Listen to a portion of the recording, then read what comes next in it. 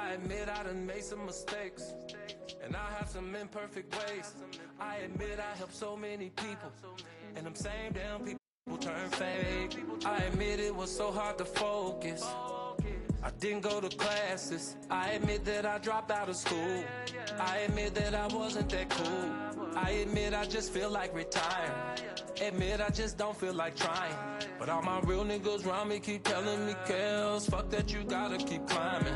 I admit it, I did. I done fuck with a couple of fans. I admit I'm a gift and a curse. I admit that I don't go to church. I admit it, I admit it. I admit it, I did it. I admit it, I did. I admit it, I did it. I admit I got so many flaws. Told so many lies to these bras. Blew so much money, popped so many bottles. Yeah, I fuck a bitch just because. Nigga, I had a hell of a day, but I admit I was in my own way. I admit I had my mama crying over me. What else can a nigga say? I admit I can't spell for shit. I admit that all I hear is hits. I admit I couldn't read the teleprompter when the Grammys asked me to present. I admit I love God, but wait, it's so much temptation, but wait. Admit to the drinking and smoking too much, but it helped me get through the day. Won't say no names, I'm not a snitch, but one night at the Ritz, I did some shit I shouldn't have did. When it fucked, but niggas big. I admit that I did. I fucked my girlfriend's best friend. Yeah, I topped that in back of my Benz. I admit I'm sorry for my sins. I admit it, I admit it. I admit it, I did it. I admit it, I did. I admit it, I did it. Yeah. I admit I trust people too much. Too much. I admit I can't say such and such, but my lawyers told me settle this, even though it's bullshit. Kelly, protect your career. All these people in my ear. I admit I've been tempted by drugs. I admit that I just need a hug. I admit the devil talk to me sometimes, but the devil's not who I trust. I've been fucked by so many damn managers. Why they push me out front of these cameras? All this music got engaged them, and now they play me like a fucking amateur. I got a life, yeah. I got a right, yeah. Cancel my shows. That shit ain't right. How they gon' say I don't respect these women when all I've done is represent? Take my career and turn it upside down, cause you met I've got some girlfriends. Hell with this record deal, it ain't worth this shit for real. Ain't seen my kids in years. They try and lock me up like Bill. How much can a nigga take? How much can a nigga pray? Just wanna do my music, stop stressing me. Please just let me age gracefully. I admit it, I admit it. I admit it, I did it. I admit it, I did. I admit it, I did. I admit it, I did it. They took my gift and they blind me. Where in the fuck is my money? Now here come this big ass conspiracy. All right. What's going on, everybody? Yes. Oh yeah, I like that. Live. You know, I was trying to make, you know, I try to keep my introductions nice and slow. And Really? whatnot. Yeah, because then I come out with this combustible, big, long, you know, introduction and whatnot. But you know, I'm getting ready to do it. Should I do it right now? Do it. Go for it. Uh-oh. Here we go. Ladies and gentlemen. Ladies and gentlemen. Live and direct from S.STREET Media in Brooklyn, New York. It's the one And the only. and only. Yo, it's the Trip Over Radio Show, the alternative means of psychedelic Masturbation. masturbation. Yes, I'm your boy Will B. K. Take a pour in the house. Yes, we are here, man. We are. Who are we? The Trip Over Radio Show. No, that's not it. You're supposed to say the tagline. What? The alternative means of psychedelic masturbation. You Yeah, said the it alternative already. means of psychedelic masturbation. I like saying it a couple of times. All right, no problem. Cousin Dara, what's going on? Tracy Covington, what's going on? Hey, What's up, Nikki, y'all? what's going on? Nikki Hi. Jules. Yo, man. Yo, everybody, thanks for still sticking in or staying tuned. We just experienced a good, nice hour of the Cupcake Caddy radio show with the one and only Kate Kapoor. Kapoor. And she's on from 9 to 10. Ain't she? She's got the zany going on. Don't she? Just and she's a one woman show. One, don't say. I thought she was gonna say one hit wonder. I was about to slap you. No, I'm saying. All right, good. She's got the tea on her. She got the tea. Absolutely. And then she tones it down, and then she turns it way back up. Here for the Trip Over Radio show, and we're gonna be here for an hour, a couple hours, something like that. We'll see what's going on. But yeah, it's good.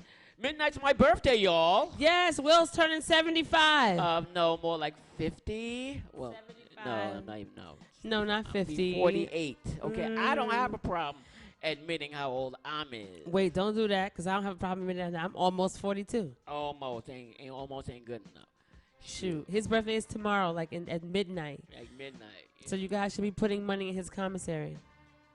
I do take Venmo and stuff. So well, Andrea, hey, how you doing, honey?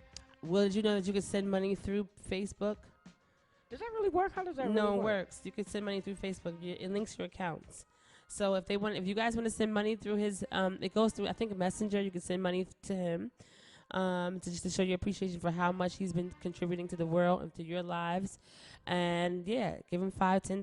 That would show him nice, your love. That would be nice. Thank you. Telling you, you're welcome. Shit, I got man. you. That is definitely true. I've been around for a minute. I've known a lot of you cats for a minute, and How long you been in the game, though, Will? I've been in music industries since 1990. Since 1960. Oh, nice. I was 20. So that you was 20 in 1960. You wish. Still talking that shit. But yeah, that's bad. from interning at Kiss FM, when Red Alert was there, Karen Ford was there, Wendy Williams was there. Shout out to Sean Court, Milton McLean Dennis during that time. Was messing with Hunter College. Was working with them. Shout out to the boys I helped introduce college radio to. My boys Evil D, Mr. Walt, the Beat Miners. Then after that, I went on to start off my internship at Columbia Records. Mm-hmm. And shout out to my first boss, Wanda Jackson. Hey, Wanda. Oh, man. Thank you, Wanda, for giving me a shot. And then I got linked up with Ashley. Well, I was already working with Ashley when I was working at the radio station, but I couldn't get in with working with Ashley unless Wanda. Who is Ashley? Ashley's my mentor. She's been like my 8-year mentor. Where does she work? Where did she work and she give you a start? At the time, Ashley was the New York regional for Columbia Records. So she handled all of the radio stations, college, and commercial stations in New York during that time. Well, not just New York, but the Northeast.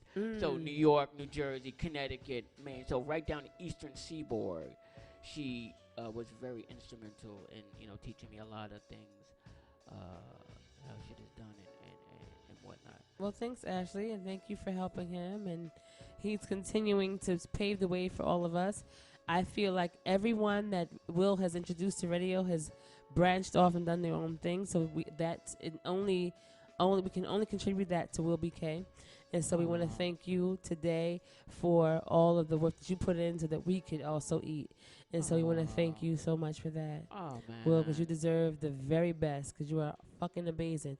Will BK, we could go to like any kind of concert, any party, and everybody knows his name. Like Cheers. Oh, man, thank you so Everybody knows his much. name. Where everybody knows your name. And you're always glad that came. You wanna go where people go. People are all the same. You wanna go where everybody knows your name. They all know his name. They all know your name. Will BK. Dun, dun. Why you take the low? Why you take the high? I'm supposed to be. I'm the soprano.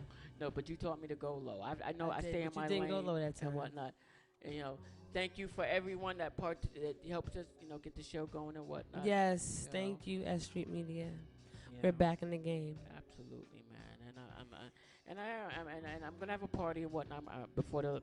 Oh, for your Leo birthday, session. you're gonna have a party? For the Leo session is out. I want this camera up because it looks like I have a double chin, and that's a lie. The devil's a lie. You have no double. Go ahead. I'm listening. More people are coming. Shauna Brown, how you doing? Kit Kat Hi. Stanfield, how you doing? Thank you very much. Barry Brookhart, thank you very much. Andrea from us running track back in the days. Thank you very much. You was trapping back in the day? No, we ran track. You had a trap house? We ran track. Where? Don't play yourself. So we ran Oh, track. I okay. ran track in high school and college. I was pretty damn good. And you probably still are if you would run somewhere. Yeah, probably. But hey, what fucking I could say. But you know what, K Kapoor, we did open up the show with R. Kelly, Yes, we did. and the previous show, which you were hosting, your show, Cupcake Caddy, Yep. you were talking about I Admit, which is the name of the song with We opened with that song. We The opened Triple up- Radio Show opened with that song yeah, tonight. you closed the show with it. I did. Well, I didn't close with the song, but I closed with the lyrics. with the lyrics. And we opened with the lyrics. So what you were listening to before you logged on was I Admit. We couldn't play it in its entirety because it's 19 minutes long. Well, we could, but that's a whole damn segment. And Right. shit like that. You might as well have the motherfucker sitting right across from us with that. Facts. You know what I'm saying? But we're about to go into that. But just in case you're not familiar with the Trip Over Radio Show, we're an alternative means of Psychedelic masturbation. of course. And then we talk about sex and drugs, entertainment, politics. So we do cater to people's vices, but from a fun, entertaining standpoint and whatnot. So we're not- Educational, yeah, educational, but yet it's still fun nevertheless. I'm for not- sure. So we're going to talk about shit that's really like off the wall, probably, but we're doing it from a person's perspective that's under the influence, that's high or drunk, and I probably, say things that I probably shouldn't. And Probably, mostly. Probably admit a little bit more than I should, but you know what? Hey, what do you want me to do? I ain't got time to be doing all that anymore.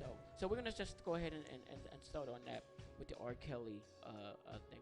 Now, K Kapoor, just go ahead and set up what you were saying, the last thing that you were saying about your perspective of R. Kelly, his song, where he's coming from, or what you think he's coming from, and then I'll interject and whatnot. So Okay, so like I hear a lot of things on social media about what he is, what he stands for, his faults, and what a predator he is and what a pedophile he is, and I believed it. You know what I mean? I never did my own research on who he is and what he's come from, whatever.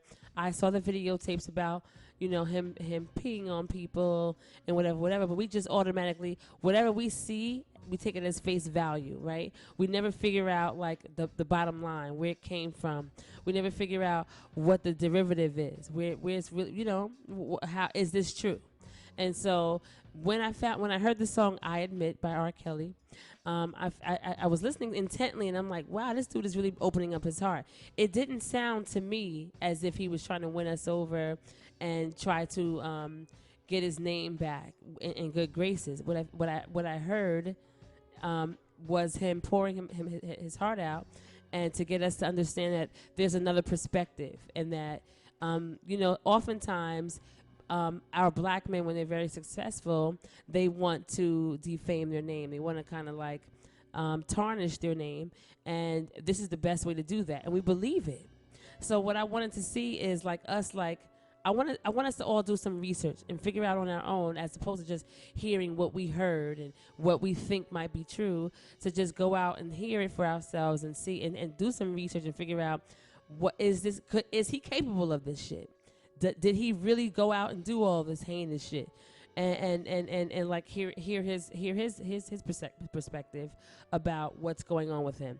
We do know that they tried to take down Bill Cosby, Ben Vereen, Russell Simmons. There are a few of them that they tried to take out. Morgan Freeman, and they always want to do this to our black men. Are we often guilty? Probably some of us sometimes. But can we all be guilty? No, we can't. Is it okay to hear the other perspective? Yes, it is. Does he deserve that?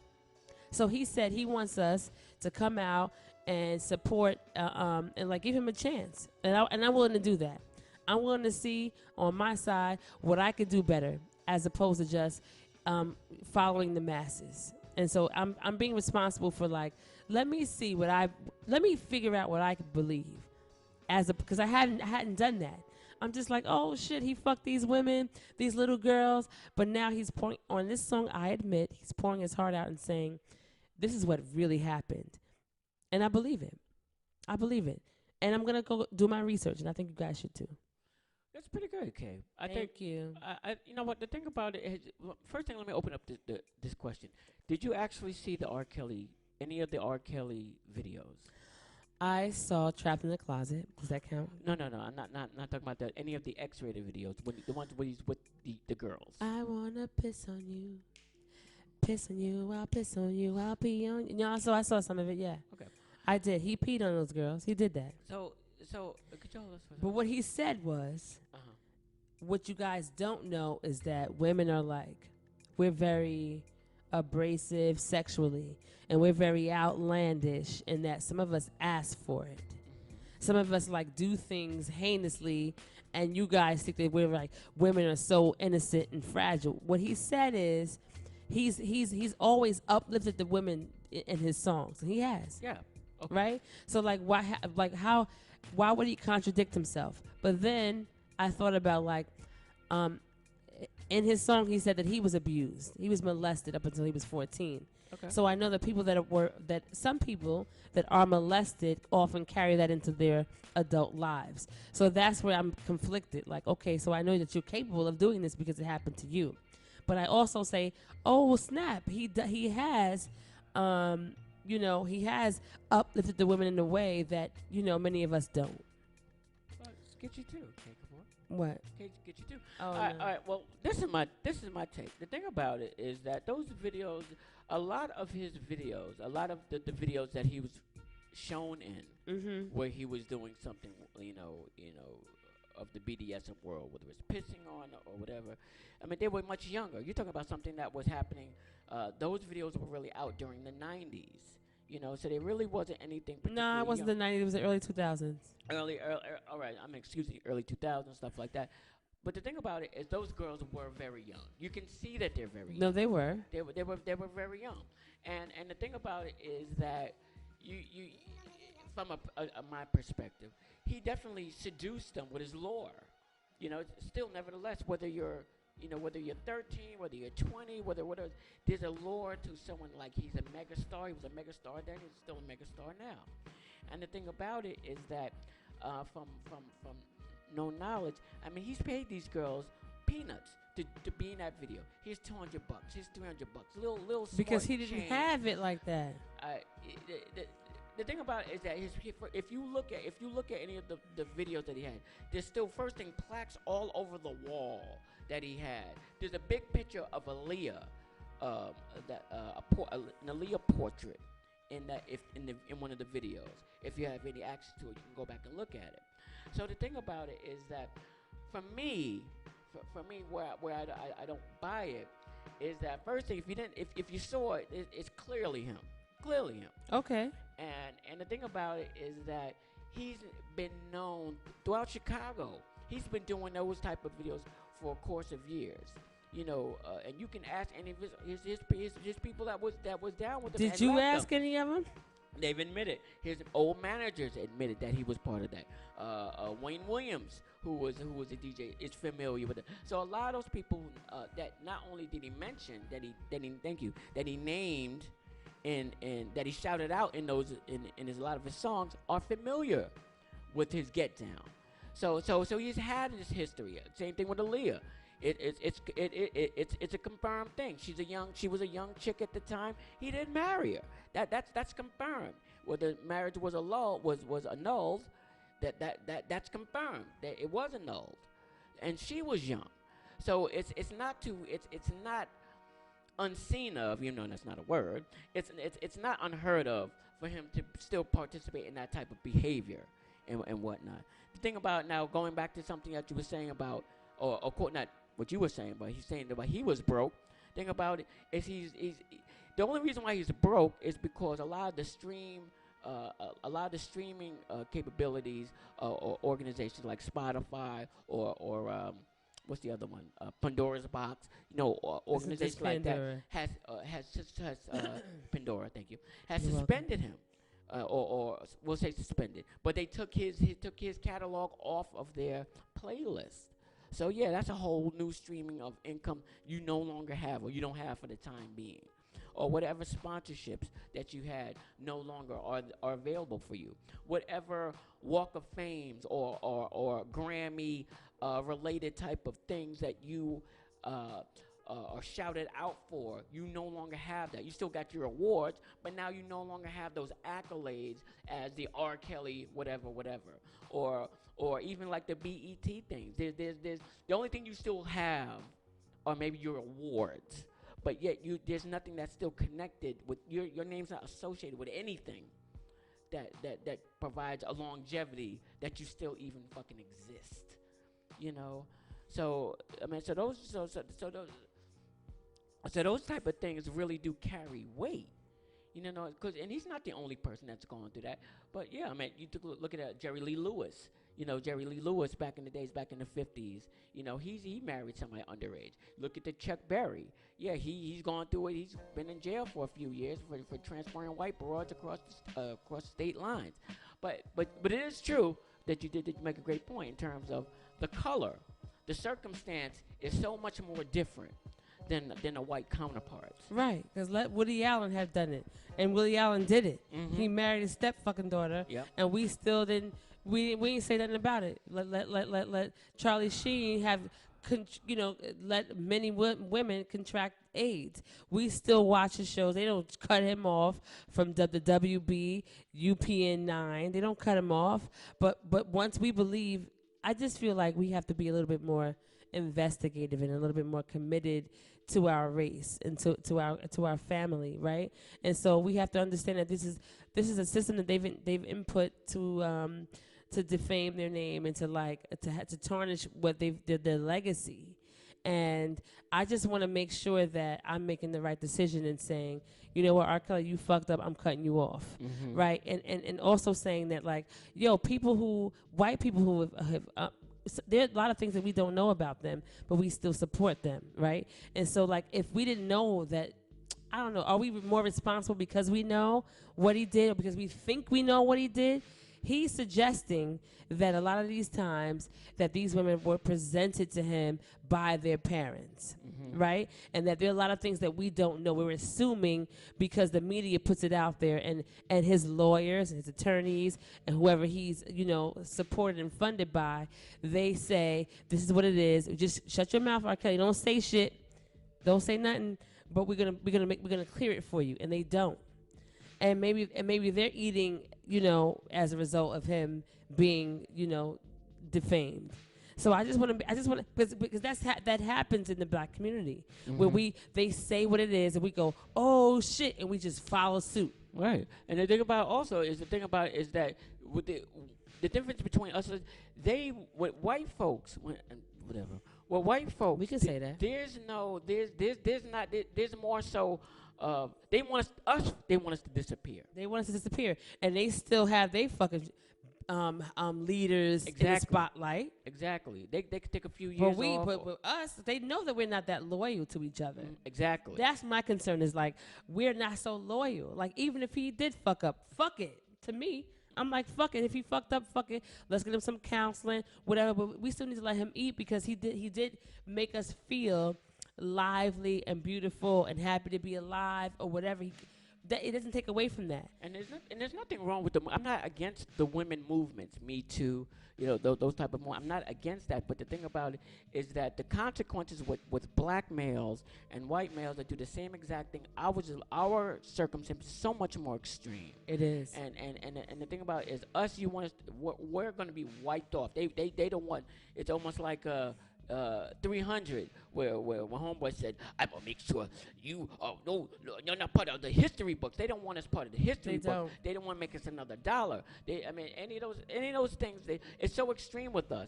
But at the same time, people, the R. Kellys and the Russell Simmons and the people like that, y'all still gotta learn. We can't get away with the same shit they can get away with. Yeah, that's true. It's true. And we also just take it as face value. If they say it is what it is, we believe it. We don't go and investigate it. And unfortunately, they say that if you want some black people to find, if you don't want us to find something, well, if you put it in a book, we won't look for it. Right. So I just want to make sure that we're doing our part in investigating and finding out if this motherfucker is guilty or not. You know what I mean? Let's just do it for ourselves. At that point, then we make a decision. All right, maybe we feel like we've all read it and we go, okay, maybe this motherfucker's guilty. Then what do we do going forward? Do we just stop supporting him? Because that's not what any other race does. They still stick by them, whether they're right or whether they're wrong. But we don't do that. And they know that we don't do that. They know that we follow suit. And they're winning. and I don't want that to happen. Like even if he is fucked up, because we supported Bill even though we knew he was fucked up. We like the Cosbys. No, don't do this to us. When is it gonna stop? When are we gonna be like, y'all done enough? Well, I'm with that. We're definitely gonna hear another excerpt of the show, another excerpt of the show, the excerpt of the song a little bit. Maybe go into a little bit more of the lyrics right now, but we're getting ready to go into our first break and whatnot. So so thank you for everyone and definitely we're gonna be talking about this a little bit more throughout the course of the night. You definitely can give us a call on the number 718-628-3703. What more time? What is it, Kay? 718-628-3703. That's right, here at S.STREET Media. This is the Trip Over Radio Show with your boy, Will B. K. And K. Kapoor. And we'll be right back when alternative music psychedelic masturbation. Yeah.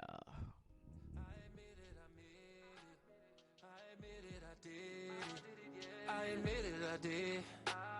I admit it, I did it. I admit I'm a freak. Used to go to strip clubs every week. But who these niggas tryna say I am? Man, I'm not, and I put that on chief. I admit I fuck with all the ladies. That's both older and young ladies. But tell me how they call it pedophile because of that shit, that's crazy. You may have your opinions, entitled to your opinions. But really, am I supposed to go to jail or lose my career because your opinion? Yeah, go ahead and stone me. Point your finger at me. Turn the world against me. But only God can mute me. I admit that I fired some people. I admit that I hired new people. I admit that those people I fired on my mama was crooked ass people. I admit that I don't own my music. I admit that I will own my music. Want it back, but they don't wanna do it. What the fuck, nigga? I wrote that music. I did that bump and grind. I did that 12 play. I did that fed up. I changed the damn game. So I deserve me a fair play. So put some respect on my damn name.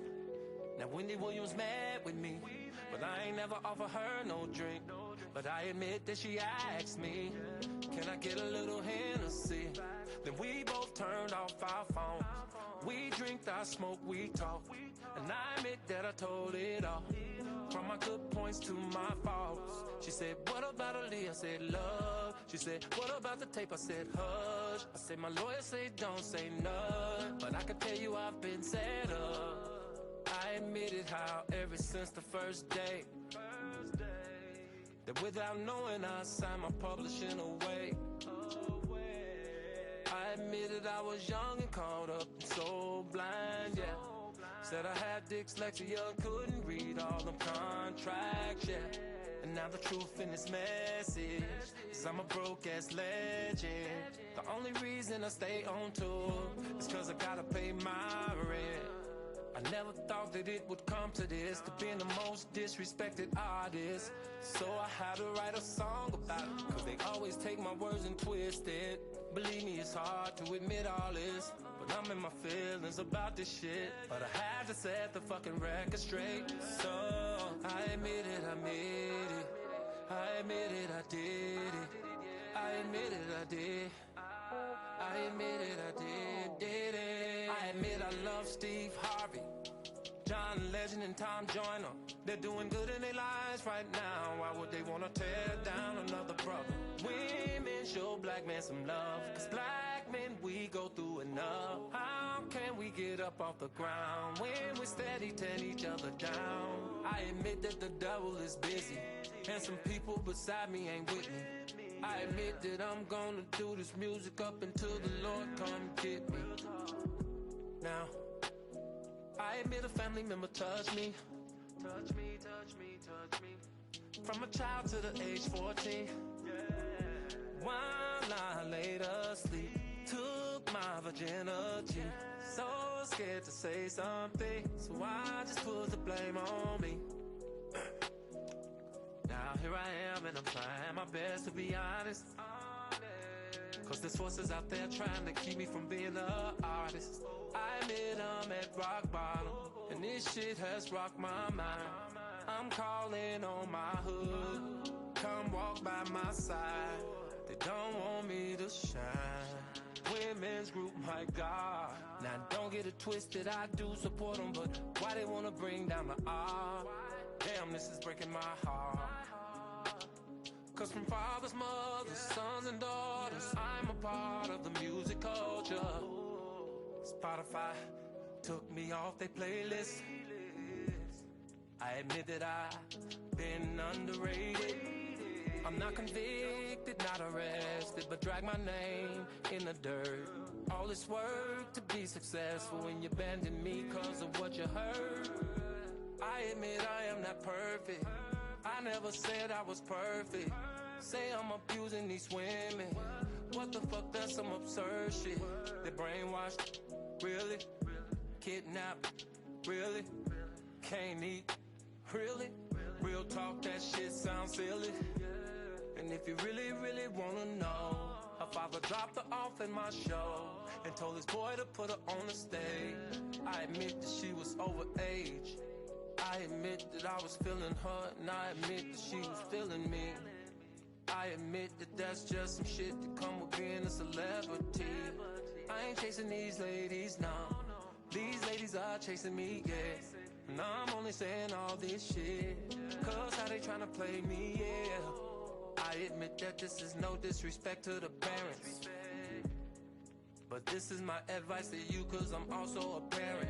Don't push your daughter in my face and tell me that it's okay, cause your agenda is to get paid and get mad when it don't go your way. I know y'all look at me like I don't go through things, but I'm human. I know it's hard sometimes, but try to keep in mind that I'm human. Fuck all the fortune and fame, forget the name, I'm a human. I can't believe all the under the table shit they doing. I'm tired of fingers pointed at me. I'm tired of all this weight on me. I'm tired of everybody want a piece of me. Shit, I'm not an ATM machine. What do I do when I can't do what I do? How can I win if I can't win with truth? Got a couple of dead homies that I promised I would make it out this shit. And I know that God's hands is on me, nigga. I'm gonna make it out this shit. No weapon formed against me shall prosper. And I claim it. The storm's over. I admit I talked to Miss McGlynn. FYI, that's my second mother. I admit that I asked her how am I gonna get the world off my shoulder. She said, son, don't you lose it. Sometimes you gotta go through it. They can say what they say, but at the end of the day, they cannot deny your music. Cause your music has touched people. It inspired all people overseas, everywhere. Don't worry, don't care, cause the anointing is on you. And that's why these haters is at you. So just keep on doing you, baby. You don't have to give these fools an explanation. I admit it, I admit it. I admit it, I did it. I admit it, I did. I admit it, I did it. What's the definition of a cult? What's the definition of a sex slave? Go to the dictionary, look it up, let me know, I'll be here waiting. Now I admit I got some girls that love me to pull their hair. And I admit they love me to talk dirty when I pull their hair. Yeah. Some like me to spank them, and some like to get brain. And what some of these girls want is too much. Hey. You listen to the Trip On Radio Show. We're at S.STREET Media, Ustream.tv. We're on SoundCloud. You can hear it. So you've been listening to I Admit. We opened with it. You heard it there. You're welcome to go listen to it as you wish. We could talk about it all night. We could, because we're passionate about R. Kelly, and we're passionate about our people and the things that they go through. But we can't do this all night. But listen to it for yourself. Tell us what you think.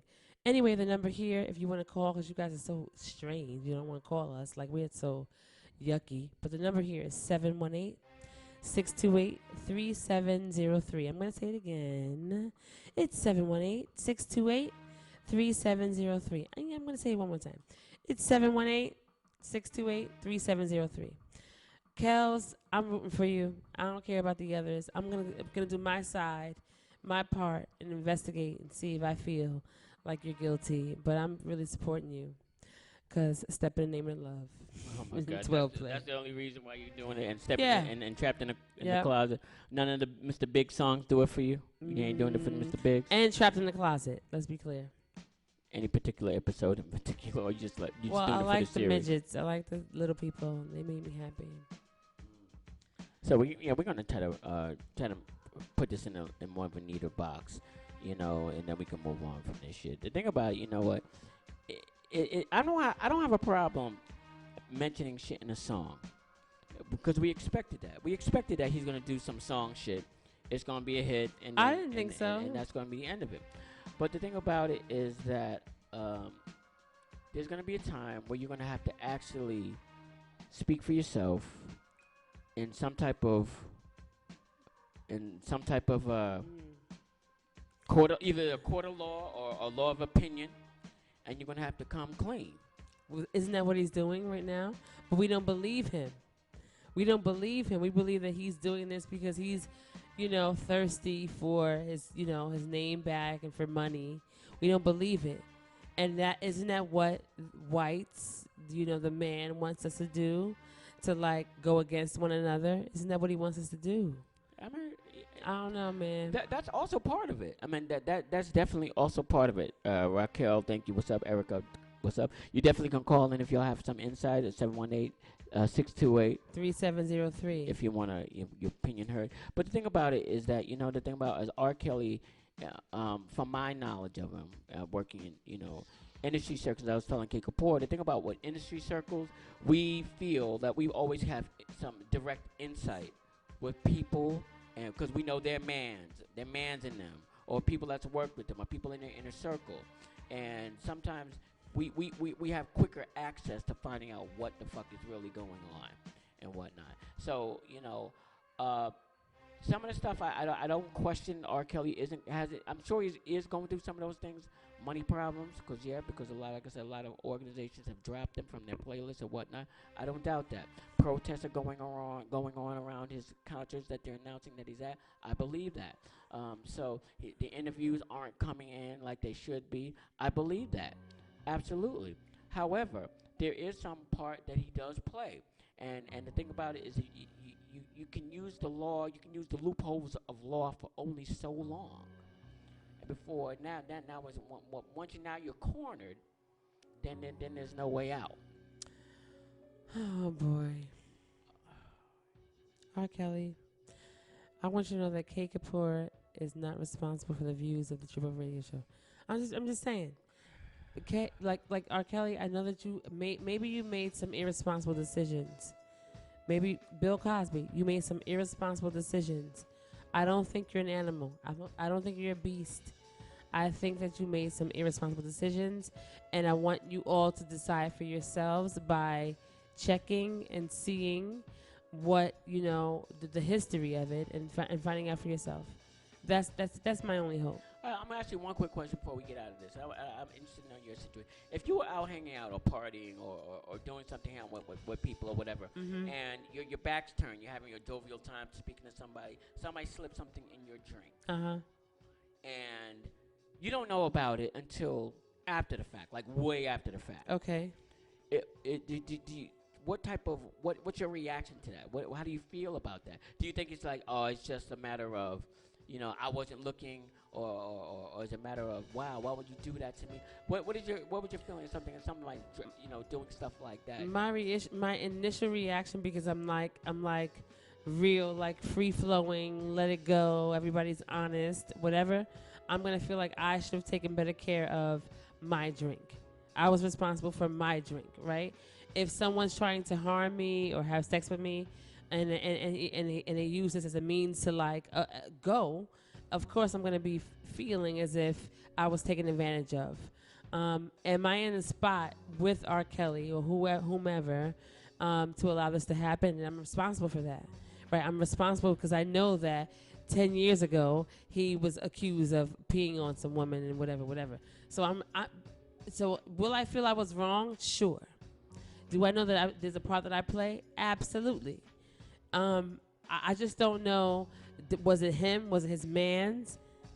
You know what I'm saying? Like he didn't physically put it in my drink himself. But we're going on that premise that he does know about it because it's Who's we? You're going on that. I'm premise. saying you. I'm not, cause I'm always seeing like Okay. the other aspects. Okay, what could have happened? I'm not, because because I'm a fan first. I believe that people like, maybe they're capable of it, but like I have to see, what else could have happened. That is not my go-to. Like, oh, he tried to stay. CeeLo, what happened to CeeLo too? CeeLo supposedly gave these girls ecstasy or Molly, and then they shut him the fuck down. We haven't heard from CeeLo since, right? We take people's words for it and we run with it. We never see the facts. We never ask CeeLo. We never figure out what could have happened. We believe that because it's fed to us. It's fed to us that, yo, this is fucked up, and we just automatically run with it. So I don't know that I would do that. I don't know. I'm just saying. Okay. I don't know. I don't know if my father was the one who let me into R. Kelly's party. I don't know. I don't know. I know Aaliyah's parents were pretty much sure that she was in good hands, right? They believed that she was in good hands with the Kells and that he could do no wrong. I'm not saying he can't do any wrong, but I know that everybody has to play their part in being responsible for the part that they play. Yeah, well, then at some point or another, there's got to be something that's a little bit more direct and credible that has to come from him directly, so that we know how to support him. You can't keep hiding behind your music. You can't keep hiding behind lawyers. You can't be hiding behind reporters. That Hiding? Yeah. Aren't your lawyers telling you to shut the fuck up, be quiet? Isn't there a thing that's like, okay, I can't say anything until my lawyer's present. I'm gonna be quiet because they're gonna handle it. If I say something, it could incriminate me. So they pitch to us that like, be quiet. I got under control. Sometimes they're all working together. Kel said, yo, they were all working together against me because they're all getting paid. My lawyers are getting paid. The judges are getting paid. They're all getting paid. And the viewers are like, they're contributing to that. You know what I mean? So everybody's eating except him. They all got what they needed to get in the long run. They all needed to get what they needed for, as long as they could. And now it's like the gig is up. We're gonna fuck you up, and they still eat because they have to represent him. Mm-hmm. I don't know. Kels, I love you. I hope you didn't do no shit. Really. If you did, it's gonna come back to you because karma's for real. I hope you make amends. I'll say that. Yeah. All right. But we're gonna move on. We have to. We're gonna move on, Kels. So we're gonna go to the show, the news of the night. Your girl Demi Lovato. What's up with Demi? What happened with Demi? Lovato was rushed to the hospital earlier due to a Today? heroin overdose. Yeah. Heroin overdose. Well, I think like last week, 2 weeks ago, she made a song about relapsing and she talked to her parents. It's called Rehab. Maybe. I don't know. Rehab. She made a song about it, and she was like, yo, I slipped up. It happens. Whatever. Everybody was like, Demi, we see. We understand, right? This all ties in together. We understand when Demi falls short. But if he falls short, he's a fucking monster. Anyway. So, what's going on? Is she fighting for her life? What's going on with her? Well, the last that I found out that she was in stable condition. Her mother was with her. At her side, and she's gone through, this before. Like you said, she's gone through rehab before for cocaine, for heroin, so she for treatment before. But I think she had a stronger support group the first time that she went through with her management, but she's no longer with them. So the second time, it's like it was pretty much more that she kind of just came apart and whatnot.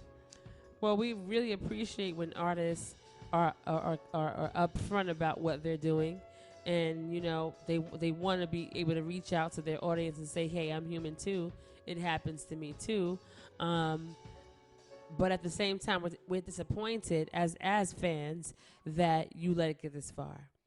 When you say you let it get this far, in what capacity, or who are you talking about when you say letting it get this far? Because we understand that they have money and they have the coins to go to rehab and get their lives together.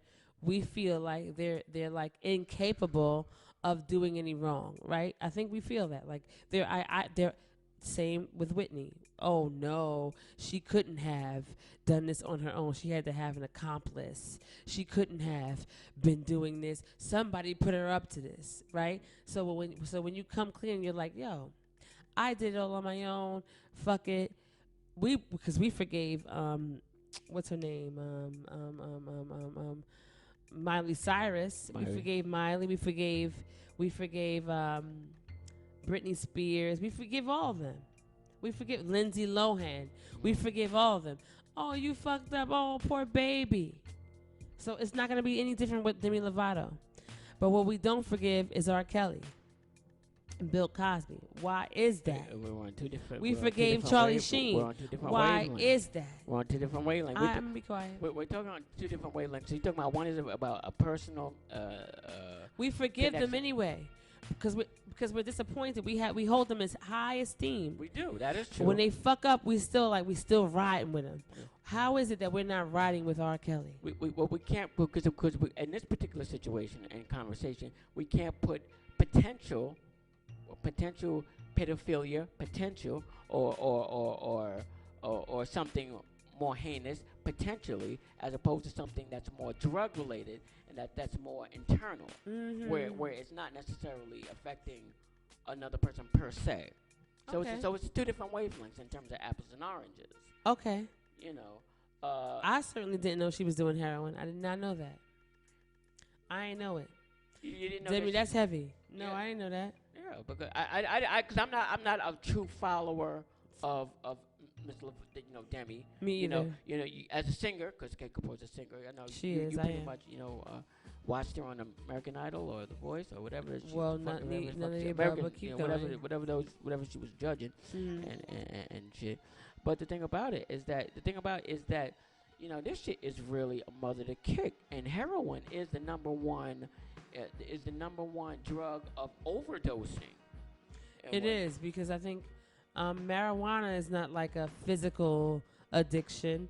I think cocaine is not like a physical addiction. It's more emotional and more mental. Like you could shake it. But I think when you're doing heroin, I'm not sure. I have to give you guys the facts later. But heroin is like a physical addiction where you can go through withdrawals, right? And your body is like yearning and needs for it. Has a need for it. The other things you can kind of shake on your own. So like it's the chemical dependency is beyond you. Which is true. But the thing about it is that cocaine is right behind heroin in terms of addiction. But it's not a physical addiction. You're not gonna go through withdrawals if you decide to stop. You can, depending on the amount that you do on the intake on a consistent basis. Think about with heroin, it's a little bit more. Get the camera off me, fam. I can't. I do it when we're talking. Oh, I know you love me, but still. Oh my gosh. Bye. Oh, she's bugging out. My. You're listening to the Triple Radio Show. No alternative means psychedelic masturbation with the boy Will Be K. And K Kapoor. We're on S.STREET Media. Yes, we are. Ustream.tv. Find us on SoundCloud and Instagram and YouTube and blah blah blah blah blah blah blah blah. Yeah. Had to get that out there. Yeah, absolutely. So the thing about it is that you shout out definitely goes out to Demi, her mother. Last report to her we had that her mother is in the hospital with her by her side and whatnot. Like I said, she's already relapsed before, but so it's not really something hard to get over or kick. But the thing about it is, what do you mean it's not hard to get over? Of course it is. What's hard to get over? Heroin. It's not easy to kick. It is not. What are you talking about? Well, you said it is. I did not. I said, you I sure? Said it is not. We're going to go back to the videotape later. Absolutely. I said heroin is not easy to get over or kick. It is not. Okay, good, because it's not. It's certainly not. Anything about it? So yeah, and she might get back on it again or slip again. But the thing about it is being committed to getting better. We're gonna give it. We know what. Let's talk about who didn't get better. All right. Whitney, she didn't get better. Even all right. Doesn't matter if she was on heroin or cocaine. She's right. She didn't get better. She couldn't overcome Philip, the actor. Who? Michael Thomas? No. Philip. Seymour Hoffman. Yes, Seymour Hoffman. Oh, I love him. I love him. He didn't get over it. He didn't. What was Robin Williams' issue? Robin Williams was more. Well, his wasn't drugs. His was more depression. Supposedly, but that's what I'm saying. They'll tell us shit that they want us to believe, because we want to continue to have his name in good graces. We'll say it wasn't fatal. Oh, he was battling depression. Let it be somebody black. We had Prince was drug addicted. Michael was drug addicted. Let it have been somebody black. That's what I'm trying to say. They always do this to us, and we fall right into this trap. And we like, oh, yeah. You know what I think about is I think you're right about that in terms of how it's publicized, in terms of who they are. But nevertheless, it doesn't mean that it doesn't mean that they still didn't have an addicted personality. They still wasn't addicted in some capacity. How would we know? How would we really know? That's what I'm saying. I'm just saying that's what I'm saying. It doesn't mean that they still weren't addicted to it. Just because to us it just wouldn't seem like it would be. But at the same time, drugs do have a magnetic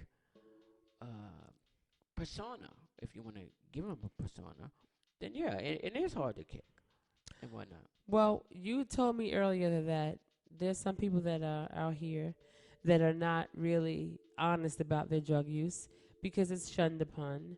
And you said that there's something that we could do to combat it should we overdose. I did. But I don't know about that. Can you tell me about it, please? Okay. I mean, the thing about it is that, look, I'm not a doctor. I mean, me either. Did I have if you're asking me personally, did I have a drug problem at one point?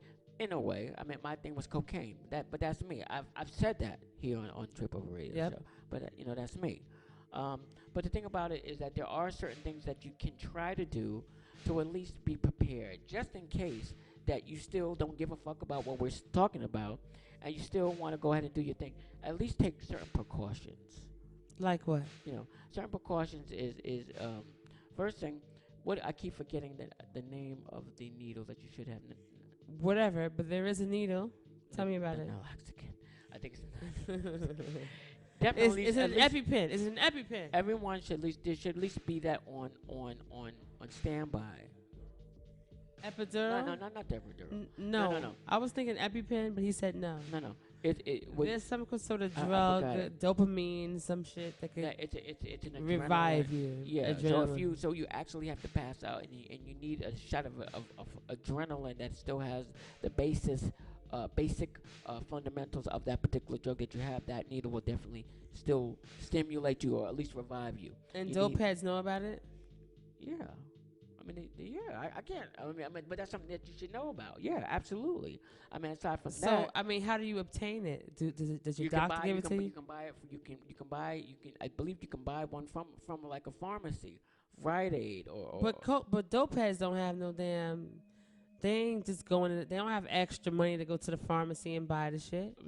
Right? Can they go to like their local drug rehabilitation program and just get whatever they need? I mean, that might be another problem. But I know the thing about it is I know they administer it.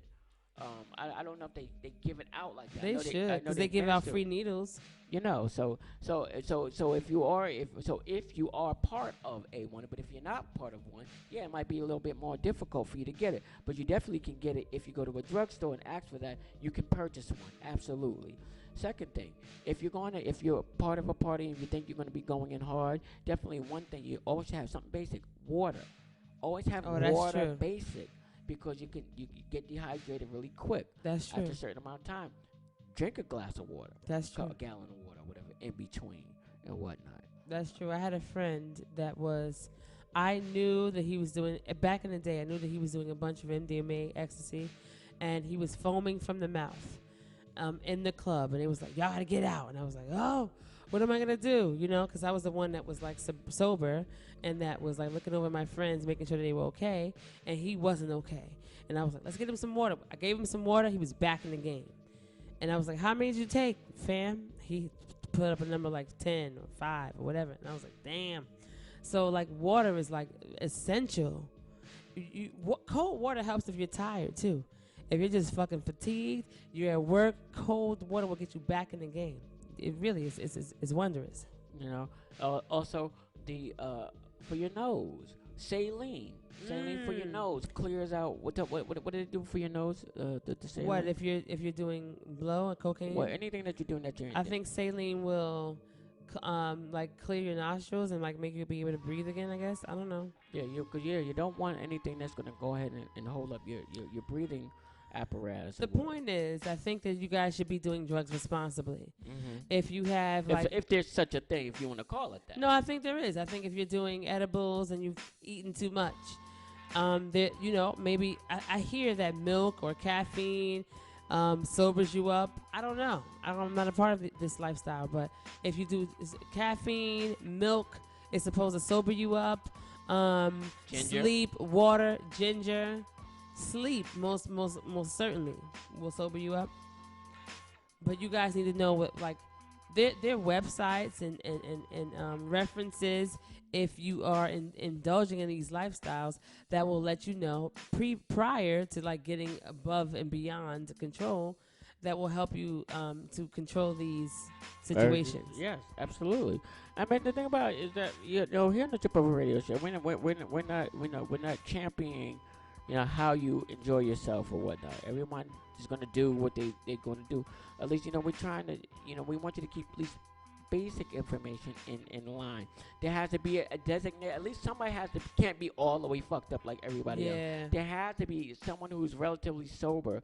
So in case something goes down, somebody's really fucked up, someone is able to, and they might have to make that call. Like, oh, fuck, party's over. This motherfucker's convulsing. Y'all motherfuckers don't know what to do. I gotta call the ambulance. I gotta call the doctor. Somebody has to be at least sober enough to be like, yo, this is what's going on and whatnot. So somebody has to at least be relatively sober. Yeah. And whatnot. Even though it fucks up the party. But yo, you don't want to be in the coroner's office. Or the police station. And there's gonna be a lot of slow singing, the flower bringing. If my burglar alarm starts ringing, that's the burglar alarm. There's somebody robbing you. Whatever.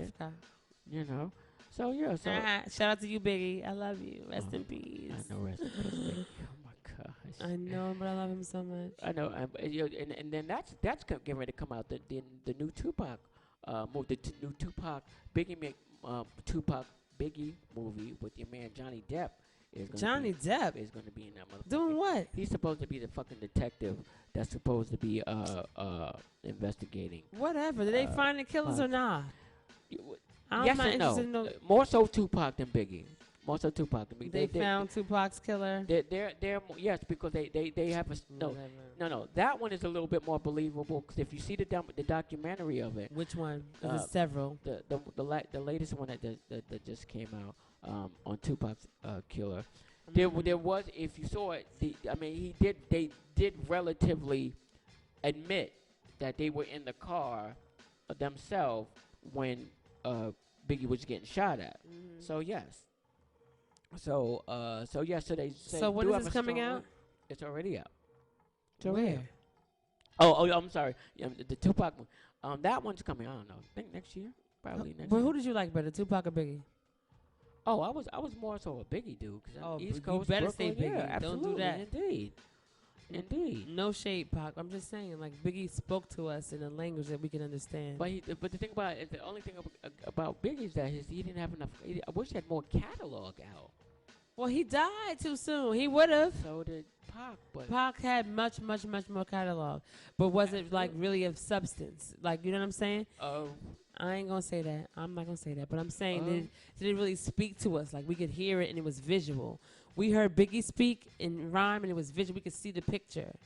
You know, kind of. I mean, I'm not knocking Pac's catalog. Me either, but I just prefer Biggie. He speaks my soul. You know, and I hope personally that you know, I question if Biggie is going to make the Rock and Roll Hall of Fame like Pac did. It would be nice. I know that bothers you too. I know it does. They should make an exception. Well, tell them why you feel that way. Tell them why. No, they have with NWA, because NWA actually came out with maybe 2 albums, tops, and they made it. But at least their story behind it made sense. You know, What are you saying? That Biggie's story doesn't make sense? No. What I'm saying is they were like the if you want to quote, fathers of a particular genre style of hip hop, which is gangsta. Pac, I'm not saying Pac, excuse me. Biggie, I mean, he's got like Ice Cube, using Ice Cube's words. He's a lyrical gymnast. He knows how to flip shit on you real quick. And so did But Biggie. no. I'm talking about Biggie. That's not Pac's shit. No, it is not. That's not his style. Pac was very political, very, militant. Pac was like, yo, I fuck your bitch. And Biggie would be like, he would say in another cute way. Switch. Entertaining, so there's a right. broad in here, and I fuck that bitch, So his is more subliminal Right. and cute. Oh, that's good. That's more good. subliminal and cute, and Pac That's was good, really Will more Buchanan. up and direct. Mm-hmm. But we're getting ready to go into another break. Yes, we are. And we're gonna talk about something else when we come back. This is the one and only Tip of a Radio Show with your boy Will B. K. Kay Kapoor is here. And you know what I'm saying? We're an alternative means of psychedelic Masturbation. And we're gonna come back and get into some other shit. Yo, stay tuned. Mm-hmm. Through the years, supported I got a you piece of have that. done. When he left this world, he had a million girls, but we gon' always love you, have to Jim C. Regardless or whatever your name is. You've been trying to destroy me for 25 whole years. Writing the same stories over and over and over again. Off my name, you done went and made yourself a career. Well, guess what? I pray for you and your family and all my other enemies. I'm not gonna let y'all steal my joy. I'm just gonna keep on doing me. Now I don't know what else to say except I'm so falsely accused. Tell me, how can you judge when you never walked in my shoes? So easy to mess up someone else's life through social media. The devil in disguise. I admit I miss my brothers, but I admit they wasn't acting like brothers. Yeah, we've had our differences, but you don't turn on your brother for nothing, for no one, nada. Mama, Joanne is watching. She must be turning over in her grave, yeah. I admit I had to borrow a couple of M's from the label. All these hits out, but I couldn't put food on the table. I was told I had to sell my cars. I was told I couldn't get a loan. Said I owed 20 million to the IRS and they was coming to get my home. I admit I was feeling stupid staying in the Homewood Suites. Sipping Hennessy, trying to figure out what happened to me. There was so much going through my head, cause I knew that something wasn't right. I just couldn't put my finger on it, but my spirit had better eyes. It told me what it saw, and it scared the shit out of me. It said get rid of them all, it's nothing but vultures around me. I admit that I love my fans for all the push and support they've shown. I admit if it wasn't for them, I would have never stayed strong. Now I'm not tripping on all of these rumors, that don't bother me. And I'm not paying attention to these haters, that don't bother me. But what blows me is when certain people turn phony. They say, Rob, I got your back, Rob, you the man, but they really doubting me. Bitch, you know who you are. Bitch, I bought you a car. Bitch, you stayed at my crib. I loved you with all my heart. Now I don't like to brag when it comes to me, but I've given back to the community, from the non-profits to the charities. But of course you never hear that about me. To them niggas that drink my liquor and smoke my stogies. How come you ain't on Facebook taking up for me when you're around me most of the day? And you know that I'm a good brother. Always got your hands out, it ain't no doubt that y'all niggas ain't nothing but blood suckers. Cause y'all ain't bringing nothing to the table. Yeah, nigga, and you know it's real talk. Taking pictures with me for your Instagram, but when I need you, you're quick to get lost. No.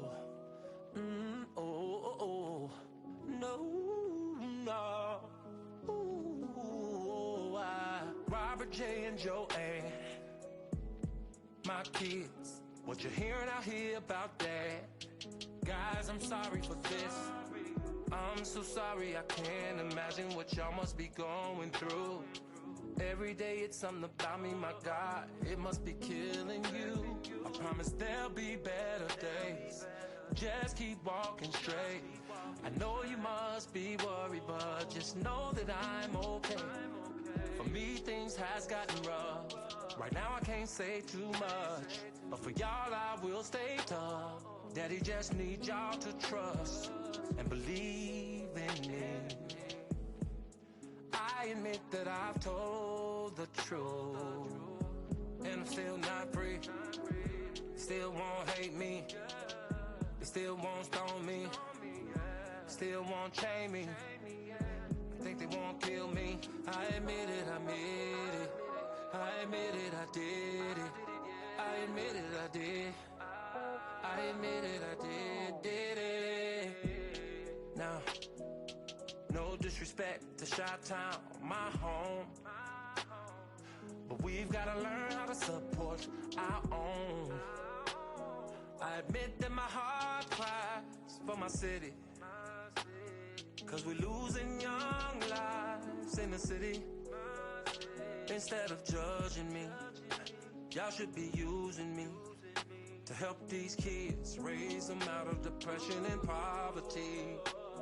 Now I'm not saying I'm no savior, but I could be an inspiration. This is an invitation. Man, I admit I go through so much day to day. Got 23 lawyers, 3 or 4 managers. What am I doing? Show me the way. The only thing I have left is my voice, and now I have to use it for my protection, because they left me no choice. See, my work has nothing to do with my private life, so stay the fuck out of my business and tend to your own damn life. So go ahead, say what you wanna say about who I wanna date, but you won't say that shit to my face, 'cause you know it ain't shit to say. Next nigga bring me some dumb shit, it's gonna be a misunderstanding, 'cause niggas that listen to dumb shit are niggas that be on that dumb shit. They need a life 'cause they ain't got no life, so they always conjuring up dumb shit. Blocking my path, they don't know the half and salt, they making assumptions. Since when do assumptions cost a man his whole career?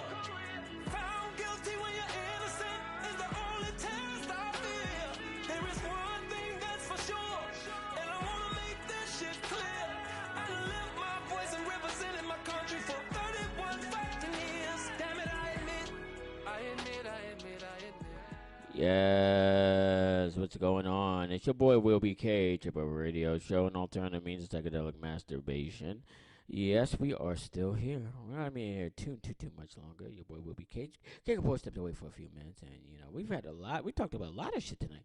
We talked about R. Kelly. That's why we're really been playing that R. Kelly song so hard tonight. It's just almost fucking 20 minutes, but it's 19 minutes, and you gotta hear him in his confession. Album, confession song and whatnot. We Kay and I have we agree on certain things about it, disagree on other things about it, but it is what it is. He's gonna have to figure that shit out. Now he got caught with his pants down and whatnot. Now you want to come out with a song about everything. So hopefully, there's some reciprocity, whatever that word is, that he's got coming. But good luck, Kels. And what time is it right now? It is just about midnight. How much time do we have on the show, right? We have 5 minutes. We have what? We have another hour? Oh shit! Trip over radio show. I'm telling you. An alternative means of psychedelic masturbation. Your boy Willie B. K is in the building. And Kick Boy sitting her behind down. Yo, man, we got a lot goes. I'm saying I like this shit. It's your birthday. We should get out of here and not be stuck in the studio. I'm just saying, man. Is it after midnight yet? Oh, shit. Happy birthday! It's my birthday! Yo, man. Thank you for everybody that's still hanging out with us, man. I had a good time. That's the way that I wouldn't mind, bringing it in and whatnot with the people I like. Jean Pierre Diaz, what's up, man? My homeboy from Radio Days. What's up, man? Thanks for Happy tuning in. birthday Ursula. Happy Oh my birthday gosh. What up, to Urs? you. How are you? Happy birthday. You're the one who birthday. called me the Happy industry's birthday, little brother. Lil Thank you, BK. Ursula, Happy birthday, for Lil tuning in and BK. whatnot. Happy birthday, Lil I'm BK. so, you know. Happy birthday. Oh my gosh, Happy you hear her? birthday. Happy Oh my birthday, Lil gosh. BK. For those that just Happy came on, birthday, there's only Lil two of BK. y'all that's Happy come back. birthday, Lil I've BK. turned 48. Happy birthday. Can you Happy believe birthday. it? Oh, Happy I'm getting up there birthday, in Lil age and BK. whatnot. So that's what's up. Urs, how you doing? You Happy know, we have to do birthday, something BK. with Chuck D. Happy You have to let us do a birthday, phone Lil with Chuck. BK. But, you know, Happy birthday. I have to interview Happy you, birthday. Ursula. You have to come out Happy here to Chip Over birthday, Radio Show, Lil Ursula. BK. And you too, Happy Gene. I don't know if birthday, you're still Lil in New York. BK. But you have to come on my Happy radio birthday, show Lil and see how we Happy get down or birthday, whatnot. But if happy you missed birthday. a lot Happy of the birthday, show, Lil B. oh, we're Happy gonna birthday, try. Lil We're gonna try. Happy birthday, Lil Anyway, BK. but yeah, we talked Happy about a lot of shit tonight. Demi birthday. Lovato Happy on birthday, her Lil BK. addiction, and then we talked about Whitney. We talked about R. Kelly, a good portion of the show. We talked just the last thing that we talked about is about in terms of some things that you can do if you feel you're be overdosely, or if you're going on a drug overdose, what you can do to kind of offset your friend from dying, or what you can do to kind of stay alive until help comes or until you calm the fuck down and whatnot. So there's a few things that we've been talking on here. I forgot what else we was getting ready to talk about. Okay, Kapoor. We was getting ready to talk about something else or whatnot. But yeah, man, this is the show right here, man. We're in alternative means of psychedelic masturbation. You can definitely call in if you want to call in and say some things, or if you have an opinion on something. We'll definitely try to get on air for you. 718-628-3703, 718-628-3703, and we'll talk about just about almost anything and whatnot. And yeah, man, we probably just still got like about an hour or so left on here, and everything is all gravy and good. I've never been 48 before, so this is kind of a new experience for me. This weekend I'm going to be going out of town, either to Atlantic City, or I'm going to be hanging out with Boston and Boston, and having a few friends that I'm going to be hanging out with. So hopefully K Kapoor will be one of those people that's going to be coming out Lies, I can't be and part of it. whatnot.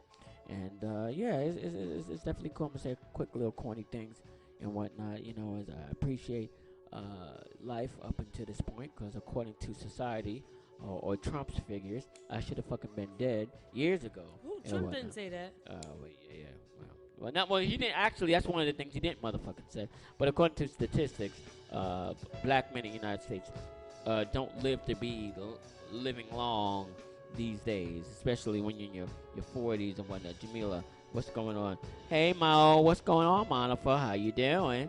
So, so we definitely have to be supportive of your old figures and whatnot.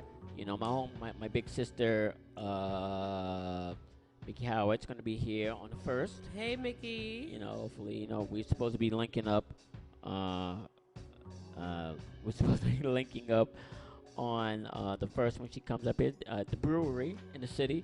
So definitely, if you're in town, people, if you're in town, definitely go check out Mickey Howard on the 1st. She's a fixture of Trip Over. We've interviewed her.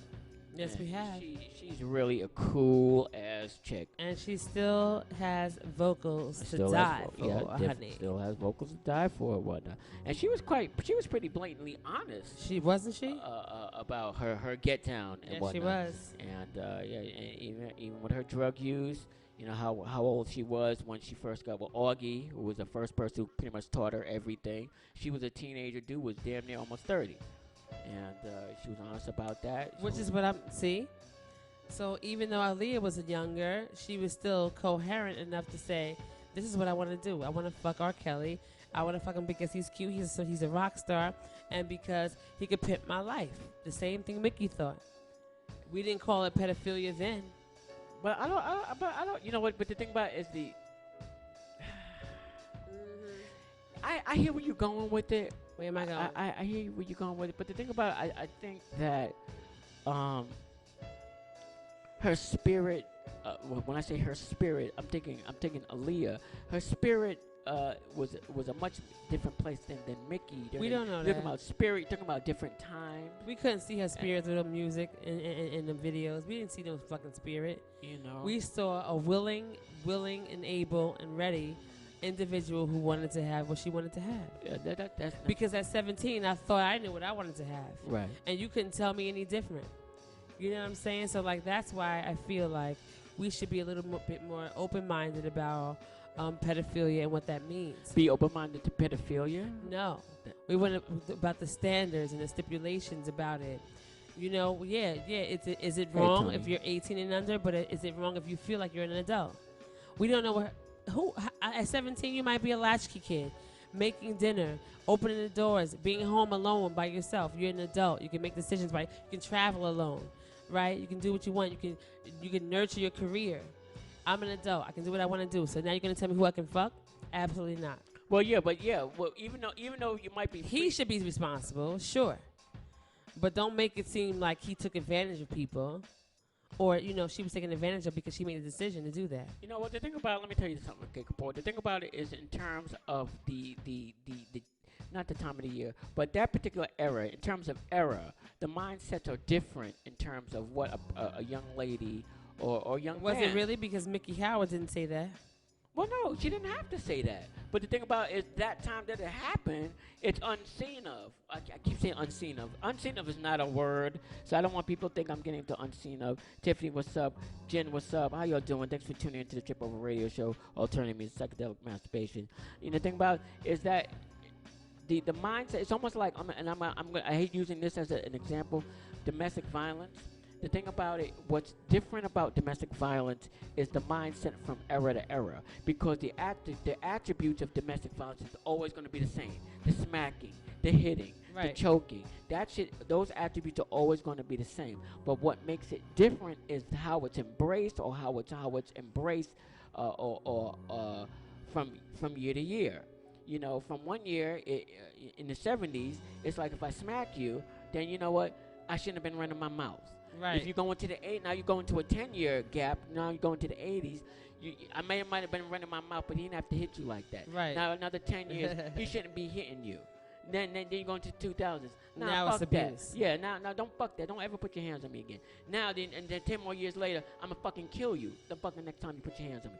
So the thing about it is that is the mindset changes when it comes to things that have already been accepted, that would have been normally accepted. And whatnot. So, yeah.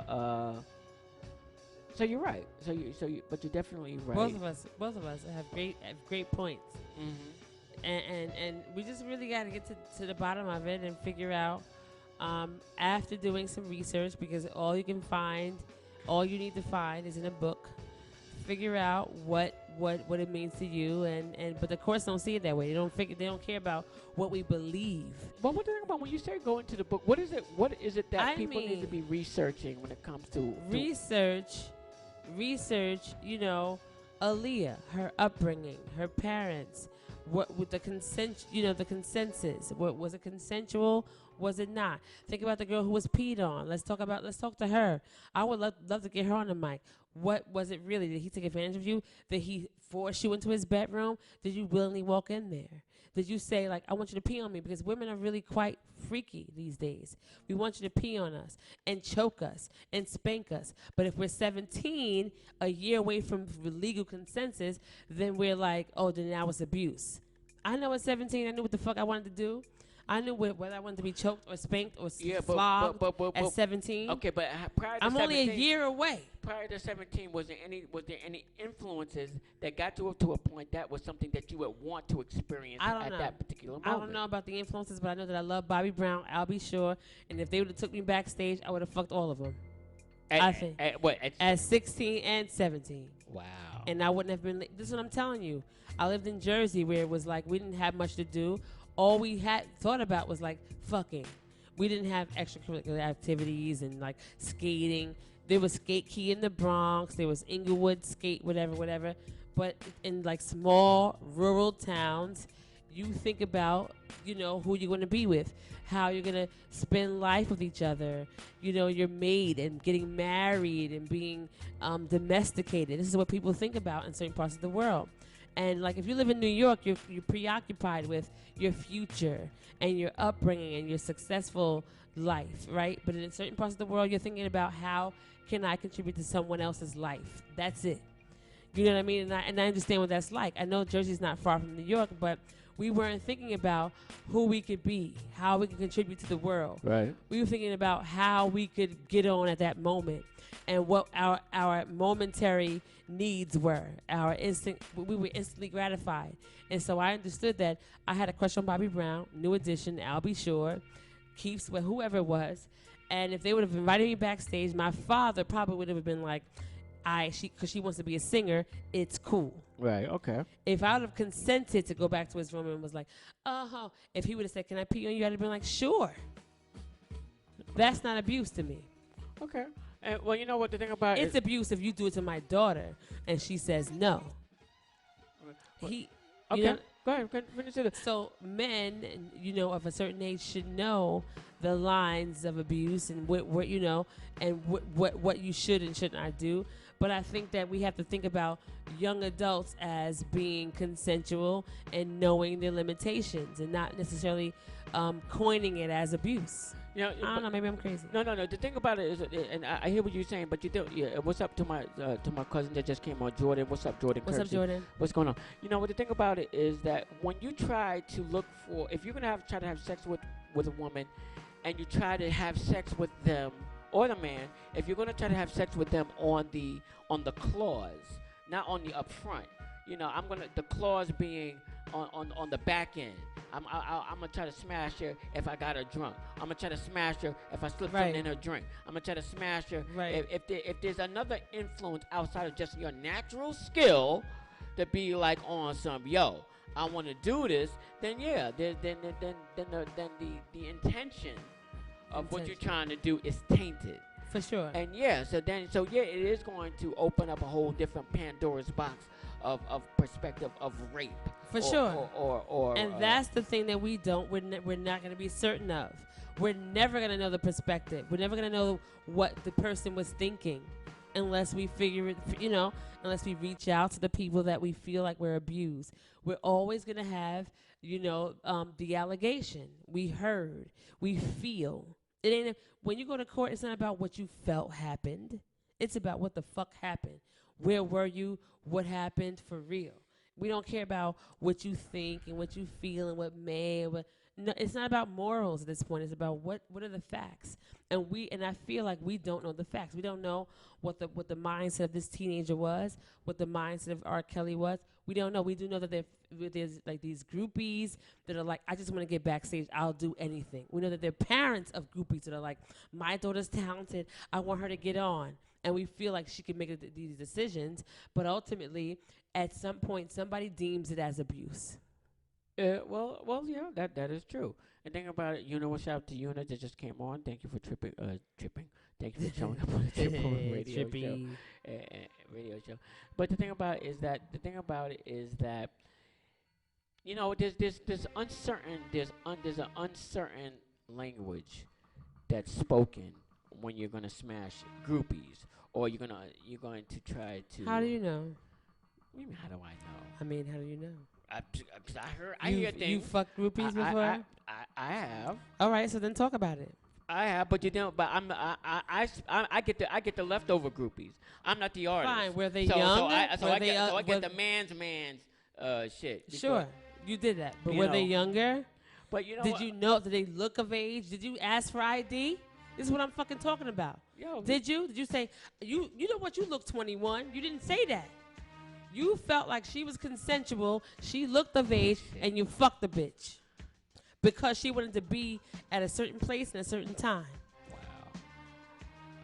Wow. Are we talking about Charlamagne the God? We're talking about Charlamagne. No, we're talking about Will BK, motherfucker. He just turned his birthday. Happy birthday, Will BK. 48 years old. Yay. I don't remember those things back in the day. You fucking remember. I don't remember. And now it's making sense to you because you fucked a bunch of groupies. that wanted to get to Big Daddy Kane or, you know, I'm not gonna say a special ed or fucking Michelet.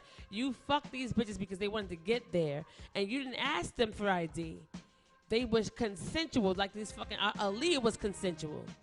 I wasn't trying to marry the chick. But he wasn't either. But if I have to, you want to keep it funky? Let's keep it funky. Keep it funky. If I have to go back into my memory bank, you gotta go back. If I have to go back into my memory bank, what is your question? Ask me something. Now I'm in my memory bank because I wasn't there. Ask me something directly if you want to know. I'm gonna ask you directly. What's going up, Tonya? When I was 17, 18, I don't know if I looked 17, 18 because I'm mature. Okay.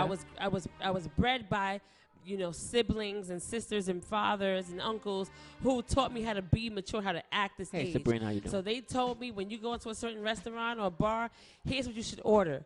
If you want to appear to be mature, here's what I want you to do, how I want you to behave, right? And so I knew that growing up. I was never even 16, 17, but I knew how to behave as an adult to attract adults, right? And how to fit into this mold. There was no point. What I'm asking you is, was there a point when you said, because we're saying like she looked young in the video where R. Kelly peed on her. Is there a point when you said she doesn't look so young? She looks of age, and she's consenting. I'm gonna fuck her. You know what? Could that have happened to Cosby and R. Kelly? No, I'm gonna say this. And you, I'm gonna say this. As it relates to me, let's start with me. Let's start with you. My thing was situational. My thing was. I didn't have a long-term plan to get with somebody that I wanted to fuck. You know what I'm saying? It was a matter of... That's the difference? No. Let me finish. Okay, sir. The thing about it is that let me flip it another way. R. Kelly and Bill Cosby actually had plans in motion. This is what they were going to do in order to get what they needed and wanted. What did Bill Cosby want? Bill ass. You all wanted right, ass. Bill Cosby wanted ass. And so did you. And he made it, and he documented. Fuck what you heard. And so did you. I slipped shit. I never slipped shit in nobody's drink to fuck me. I didn't have to do R. that. Kelly didn't slip nobody no shit either. Okay, but what he did was he did use his lore. I mean, did I use my lore? What's going on? Yes, you did. I used my lore as the industry. Go ahead. The only reason we wanted to fuck you, Will BK, is not because you were so fucking tantalizing and delightful, I was a delectable. good-looking motherfucker. No, you still are. That's not the point. Okay. But they knew that you were the point person to get to who they wanted to be. I'll buy that too. And you didn't say, "Let me see your ID." There's no way that you would have known if they were 18 or 21. Your goal was to fuck them and get laid, and to be like, oh, you want to feel like a celebrity status, just like R. Kelly wants to feel admired and whatever, you know. No. What's going on, Meryl? How you doing, honey? No. You But there are But there are people that you do have to ask. How old are you? And the thing about it is still because they look young doesn't mean they are young. Yeah, but at the same time, even when you ask them, you're banking on them telling you the truth. And when they don't, does that make you a pedophile? You understand what I'm saying? When I lied. I lied at 14. I'm going to tell you the truth. Everybody, you can hear right here. Niall, so I apologize. I'm a human. I was, I didn't have a father all the way through. I was looking for love. I'm going to tell you the truth. I was going to high school that year. I met men that were in high school. I was in elementary school. I lied and said I was 18. It was 17 when I was really 15. You understand what I'm saying? I lied. Jesus. Just like these women who R. Kelly fucked and Bill Cosby said a shot. They were fucking young, underage women.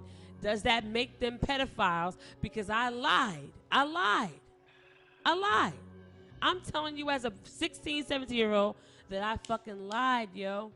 Does it make him a predator because he acted upon some shit that he believed me? I'm mature. I was ordering Russian sour. Okay, but you're saying it's situational. Whiskey sour. It's situational when you don't know the truth. But what about when you do know the truth? He didn't know the truth. All of them? He didn't know the truth for none of them. He didn't know the truth for any of them.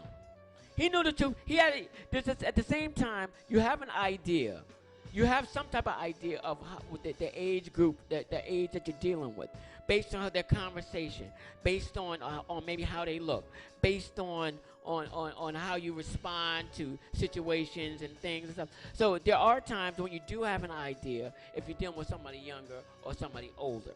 You do have an idea. I refuse to believe that you never knew how old the person that you're dealing with. You can tell that just based on the mindset that they have a young mind. I agree with that. I have daughters that are 13 that look 17. I get that. But I also get that we can be really deceptive. Mm-hmm. And that women are very charming and we're very flattering. And we're very we can be like, you know what I'm saying? Is that always the case, or they're more advanced now with that? No, we were always that way. Okay. Because we learned very early on that we're more mature than men are, right? So we are able to use deception to our advantage. And the better we are at it, the more believable we can be. And so I'm not saying that all of them were that way, but I believe that he felt, I can't say how he felt. I'm not even going to say that. But I know that it's possible to be misled by a fucking young age, not legal motherfucker. Would you now which leads us into also, like I said, the phone lines are still open. People love rather just answering stuff on my feed. Yeah, because you listen to the Triple Radio Show. What number can they call us at? You can call us at 718-628-3703. What is it? One more time. 718-628-3703. That's right. So anybody, if you got an opinion or whatnot, definitely. It's almost like if we go back to a previous conversation that we had with the sister. I don't know if we want to use the name. I don't know if we want to use the name on it, but we can. Remember the sister that we had who had the baby with her sister's brother. Ooh. You know what I'm saying? Yeah, I remember. So that's on one of our previous shows. She was the hoe. But why does she have to be a hoe? Because you don't fuck what you eat. That's a lifestyle thing. There ain't no lifestyle. I'm never going to fuck my sister's boyfriends. Husband. Or husband. Okay. Well, in case you don't know, before we talk about it, there was a friend of my friend of the show that we spoke to maybe sometime last year. 2 years. 2 years? Yeah, babe. Maybe last year. Yeah, babe. Okay. All right. What happened was she was married herself. B was married herself. The shit didn't work out with her husband. She moved in with her sister and her husband. You know, everything was supposed to be groovy and great. Somehow, in between... Somehow, a relationship was started between the sister, B, and the sister's husband. Mm-hmm. And they had a kink daddy-daughter relationship. Which, in case you're not really sure, if you're not part of the life, you don't know what daddy-daughter is.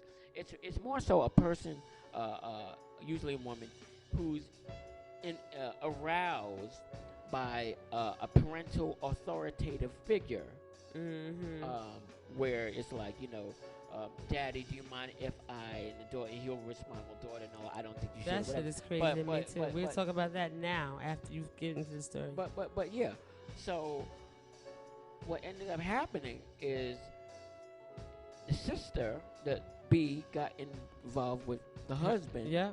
They ended up having a baby. Now the sister was all for it, the relationship as well as the baby, because her thinking was, well, shit, if I know my husband's gonna go out there to cheat, I don't have with my sister. At least it's with my sister. Somebody I know. Exactly. I don't have to go far with where you met. I would kill my sister. Right.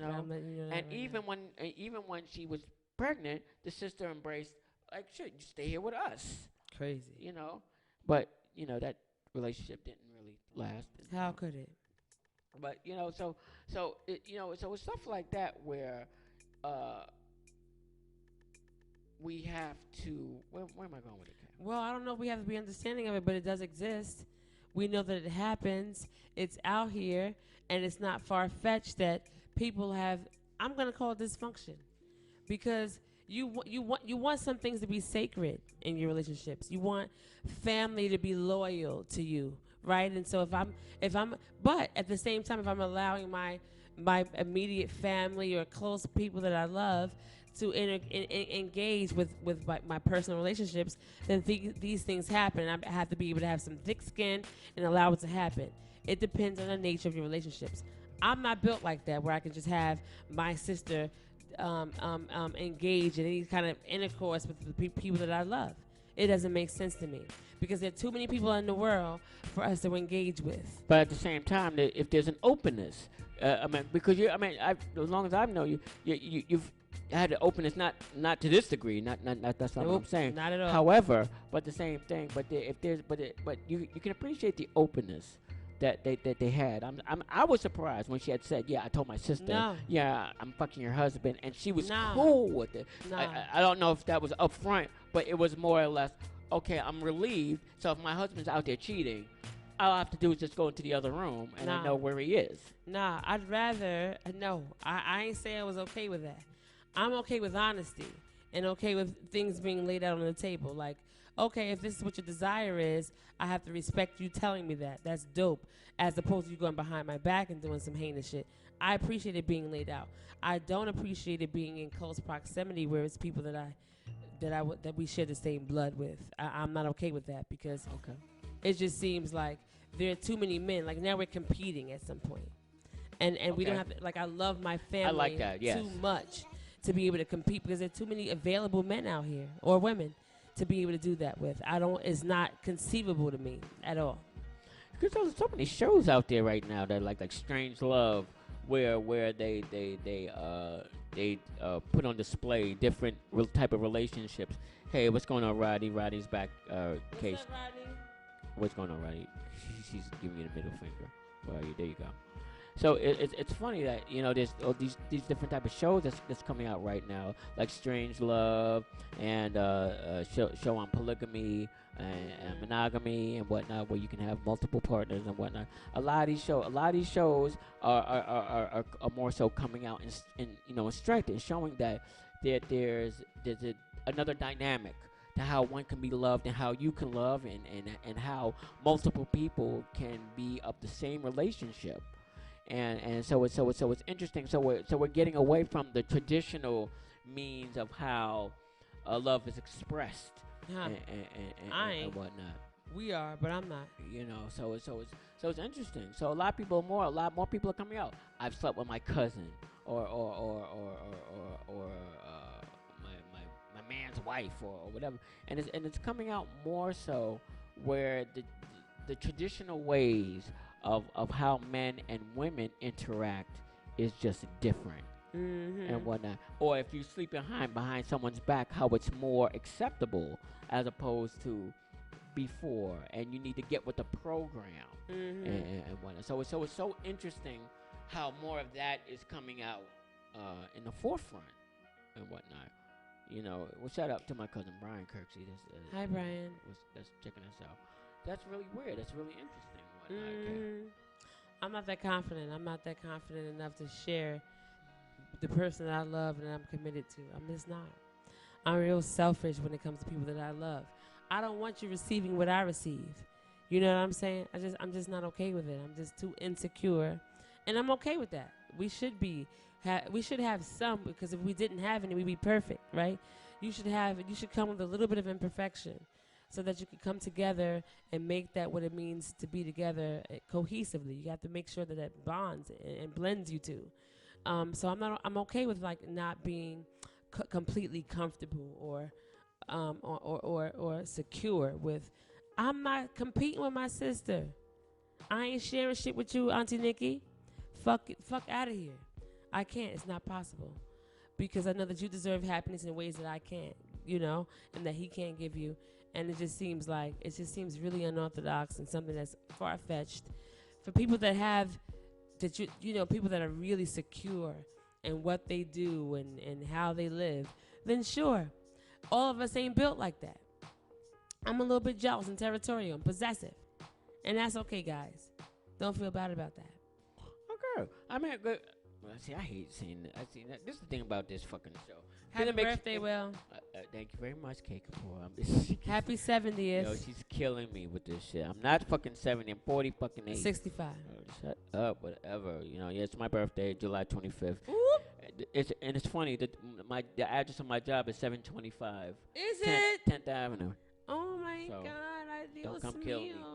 Yeah, so I get the fuck up in the morning. I have to go to work. pee. Can we go? Yeah, can we go on a break? We're gonna go on another break and whatnot. This is this is the Trip Over Radio Show, and alternative means psychedelic masturbation. Your boy Will Be K. K Kapoor in the house. You know what I'm saying? And we just talking about all this other random shit. We got other shit to talk about. We just all over the fucking place. Aren't we? Thank you, Nikki, for saying happy birthday to me, and hopefully I get some more shout outs on my happy birthday and whatnot. You will. Kathy, what's going on? Anyway, we're getting ready to go on a break. We're gonna be back in like maybe 5-10 minutes, some shit like that. Trip Over Radio Show, no alternative means psychedelic masturbation. We'll be right back. Yeah. Bye. I admit it, I did it. I admit it, I did. I admit it, I did it. Now, no disrespect to Chi-Town, my home, but we've gotta learn how to support our own. I admit that my heart cries for my city, 'cause we losing young lives in the city. Instead of judging me, y'all should be using me to help these kids, raise them out of depression and poverty. Now I'm not saying I'm no savior, but I could be an inspiration. This is an invitation. Man, I admit I go through so much day to day. Got 23 lawyers, 3 or 4 managers. What am I doing? Show me the way. The only thing I have left is my voice, and now I have to use it for my protection, because they left me no choice. See, my work has nothing to do with my private life, so stay the fuck out of my business and tend to your own damn life. So go ahead, say what you wanna say about who I wanna date, but you won't say that shit to my face, 'cause you know it ain't shit to say. Next nigga bring me some dumb shit, it's gonna be a misunderstanding, 'cause niggas that listen to dumb shit are niggas that be on that dumb shit. They need a life 'cause they ain't got no life, so they always conjuring up dumb shit. Blocking my path, they don't know the half and salt, they making assumptions.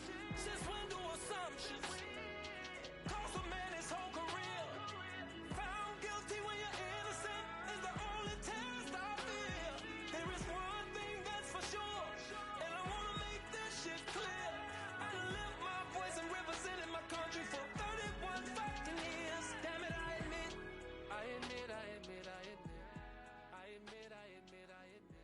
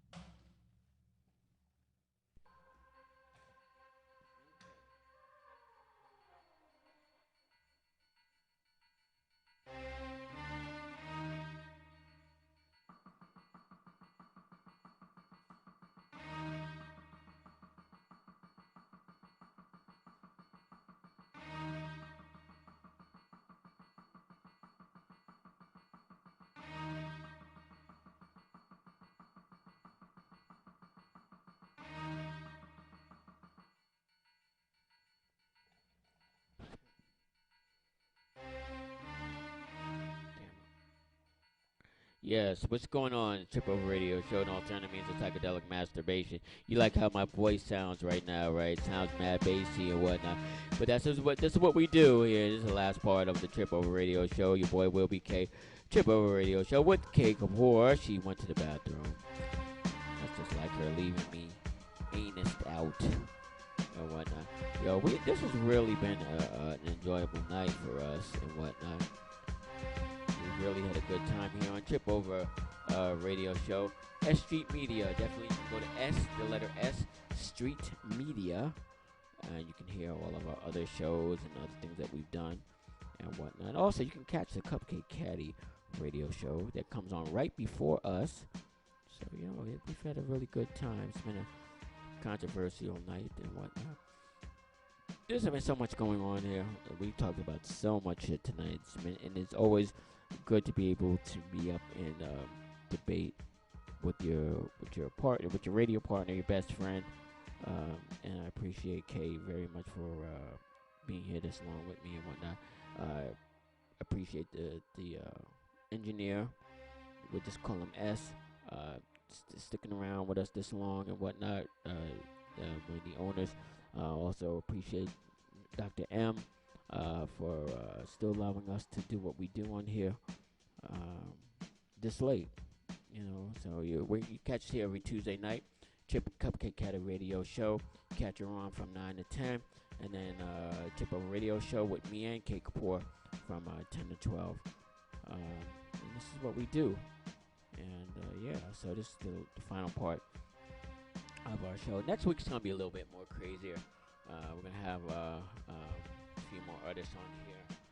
And you're definitely going to appreciate what we got going on. I got a new show, developing a new type of talk show that I'm going to be doing. That's going to be just airing on both S.STREET as well as YouTube. I'm excited about that. There's some projects that Kay and I both have going on. Kay Kapoor's got who's got the mic? Mm-hmm. Who's got the mic? Which is how many times do you do it a month? Once. One time a month.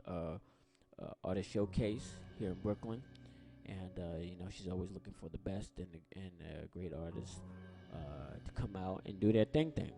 So definitely go on to the Cupcake Caddy Radio Show on Instagram, and if you think you got the chops, why not submit your information to her, and she'll get back to you and see if you got what it takes, or to bang with the best and whatnot. And if you want to, if you want to do a show, if you think you got a chops, if you think you are able to do your own radio show, definitely contact us up here at S.STREET Media. And there's if you got something new and different, keep that in mind. Everybody can't do the same shit. Everybody's gotta have something new and different coming on. My shit is new and different. Trip Over Radio Show, Cupcake Caddy, something new and different. The Vapors. What is Green Vapors? The Greenery Show, different shit. That show is about pretty much just about 420 related shit. We have a lot of different variety of different shows and whatnot for different people. So it's not book one page and one shit. Definitely. This is a great medium for people that know a lot of people, or if you specialize in a particular field. This is a great medium for you to come on and let the world know what you do and whatnot.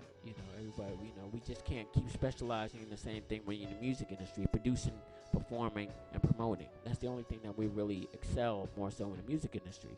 And it's good to see at least we are, excelling in other different aspects where our voice is getting heard. So that's very important and whatnot. What, Kay Kapoor, we didn't even talk about fucking your homeboy Stevie J and Faith getting married. Shout out to Stevie J. Shout out to Faith Evans, Faith and Nate Jordan and whatnot. I met them both at different aspects of my career. I met Stevie J when I was much younger, when he was working with Tasha Holiday. So if look up Tasha Holiday and Stevie J, and you'll see a couple of joints that he produced. And Faith, I know her manager really well. Shout out to Cheryl Flowers, who's Faith's manager. I met her a couple of times. I met Faith.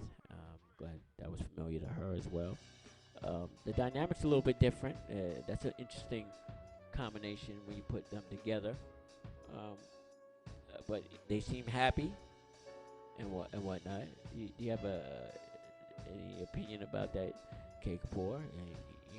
It's who we at the end of the day, who we to judge, or who we to have any opinion on, or who we deem is worthy of being with us or being with them for the rest of their lives and whatnot. Well, what I feel is that love is love, and it isn't for anybody else to decide what is best for us. Sometimes it's not what you expect it to be. Like, we didn't think Bobby and Whitney would be the ideal couple, but ultimately, Faith is from the hood. She's from Newark or Irvington or wherever she's from, and East Orange. Newark, East Orange. Whatever, she's from Jersey. East Orange or Newark. Whatever. One of those East two. Orange, Irvington, Newark, whatever it is.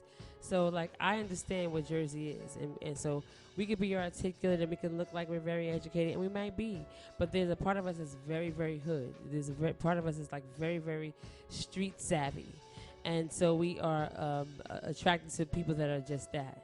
And so you may not understand it. You might feel like we're like elitist and we're like, the princess whatever of R&B, but she's supposed to love who she's supposed to love. I happen to think that Stevie J, she could do much better, but I don't know Stevie J. We have to remember that we don't know these people. We don't know them. We believe that we know them because we see them in the spotlight. We don't know these motherfuckers. Let's just be for real and upfront about it. We think we do, but we don't. We want to celebrate black love, period. And we want to help them to we want to be able to be supportive of what they're deciding, whether we believe in it or not. And even though that may be difficult, we want to try at least and do that, because they're going to be people that I love. They're going to be like, him? Cupcake. Will? Her? Nah, well, we could do much better, but you don't know who we are to the core. And so let's just be open-minded about that and be happy that they are where they are. I don't understand it. It ain't for me to understand. Hopefully it works out. Hopefully it does work out. The thing about it is that, I definitely like what you just said in terms of we have, not about 10 minutes, 10 minutes, well, 10 minutes left on the agenda. What's up? I'm about to start slurring. Well, not me. Your boy Willie Biggs got everything under control. Right. But the thing about it is that going back to what you just said, you know what? Faith is from the hood as well, and I guess the thing about it is that even when you don't always want to be in the eyes of people where you have to be a certain way, act a certain way, because you're in a limelight. And Faith was in a very difficult position because she was married to one of the greatest MCs of all time, and I know that Stevie and Biggie crossed paths at one time. So does it really matter at this point whether they knew each other or not? He married her. Did he marry her because he actually genuinely loved her, which I guess we're gonna try to believe? Did he try to marry her because there's some type of angle, there's an outlet, or something else? Stevie wasn't involved. He's not involved with ugly broads. Mimi Foss wasn't an ugly chick. Jocelyn wasn't ugly, despite whatever we think about her. She's not ugly. Anybody else in between, yeah. But this music industry shit is really funny, and it definitely knows how to put a spin on everything that we believe in or love, or any particular type of morals that we might have. The music industry definitely has a way of putting a spin or an angle on it. Always does. So, you can't always just think that you can just come in with the same morals and leave with the same morals. It doesn't always work like that. You know what I'm saying? So, hopefully, like I say, hopefully it works out for Stevie. Hopefully it works out for Faith. Hopefully CJ and Tiana, which are Faith's kids, hopefully they come around, and hopefully they agree, and hopefully they'll come aboard and support what their mama is doing. But we are getting ready to get out of here because it's been a long show. Yeah. And we've had a good time on here. We have. Fee, what's going on? Thanks for coming through late, but hey, better late. She can watch it tomorrow. You can definitely watch it tomorrow. You can always watch us. Thank you for showing up live on my feed. You can always go to William Kirksey on Facebook and watch the whole thing again, or at least in sections. You can also go on Instagram and watch Trip Over Radio Show, which is TRIPOVERADIO Show on Instagram. Also, you can look me up, WILLBEEKAY on Instagram as well. You can also look up S.STREET Media, which is the letter S, Street Media, and you can find this show, or at least you can find the bio of the show, or you can look at S.STREET Media _ WK. I think it's WK, and look on there as well. It's going to be on there as well. K Kapoor, where can I find you at? I don't know. You can find me where Cupcake Caddy is. because she's on Instagram and Facebook, not Twitter, but you can find her on SoundCloud also because S Street Media will allow you to find a Cupcake Caddy Radio Show. So go to SoundCloud because you guys have it, and you listen to SoundCloud every day, and so you'll find the Trip Over Cupcake Caddy Radio Show and S Street Media because this is our home. You'll find us there every day in every way. That's all right, Yvonne. What's up, honey? Because I know I don't shout you out enough. My bad. I gotta go. So we're getting ready to get out of here and whatnot. So, yes, you can find my show, Trip Over Radio Show. You can find Cupcake Caddy right here also as well. And other shows, The Greenery Show, and a few other shows. Just go on our website, S Street Media, Instagram. You'll find the other shows that's popping up on there every week and whatnot. But we getting ready to sign out. Whatnot. We definitely appreciate you coming through and just chilling out with us and hanging out with us and going over our crazy. Thank you for everybody shouting me out on my birthday. Happy birthday. Once again, thank you very much. Happy birthday. So this whole July 25th, it was my birthday, and we're going to have a crazy show next week. Yeah. And whatnot. So you'll just stay tuned. We'll advertise early what's going on. We will. So any last words, Kate Kapoor? Yeah. Bye. Oh, my gosh. Anyway, thank you, man. Thanks for tuning into the Trip Over Radio Show. And alternative means of psychedelic masturbation. Your boy Will BK. And it's Kate Kapoor. And we're out, man. Thanks a lot. Bye. Peace. Peace.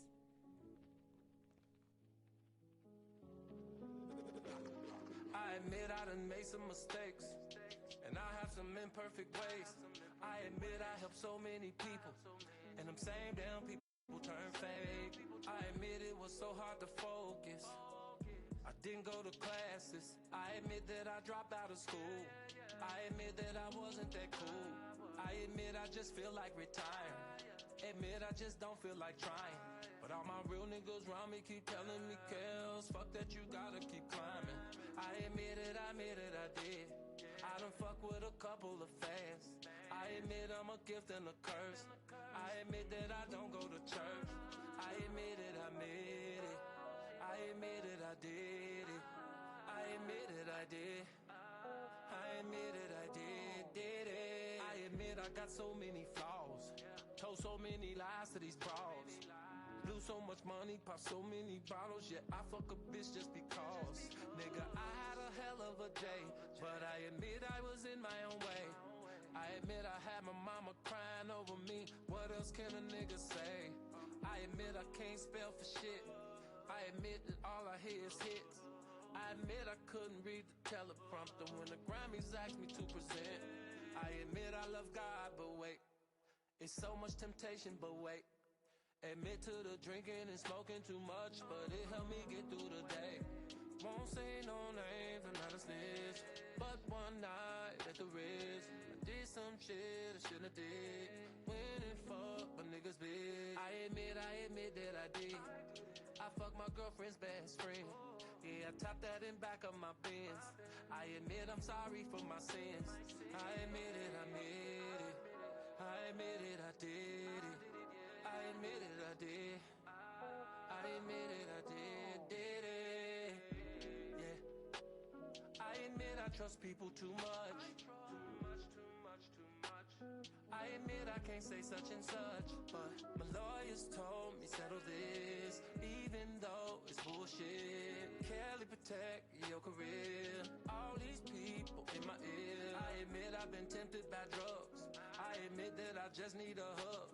I admit the devil talk to me sometimes, but the devil's not who I trust. I've been fucked by so many damn managers. Why they push me out front of these cameras?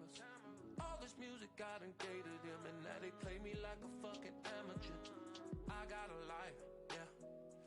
I got a right, yeah. Cancel my shows. That shit ain't right. How they gon' say I don't respect these women when all I've done is represent? Take my career and turn it upside down, cause you met I've got some girlfriends.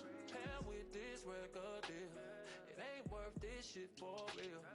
Ain't seen my kids in years. They try and lock me up like Bill. How much can a nigga take? How much can a nigga pray? Just wanna do my music, stop stressing me. Please just let me age gracefully. I admit it, I admit it. I admit it, I did it. I admit it, I did. I admit it, I did. I admit it, I took my gift and they blind me. Where in the fuck is my money? Now here come this big ass conspiracy. I still got my fans, that's a blessing. Listen to heaven, just stay on my grind.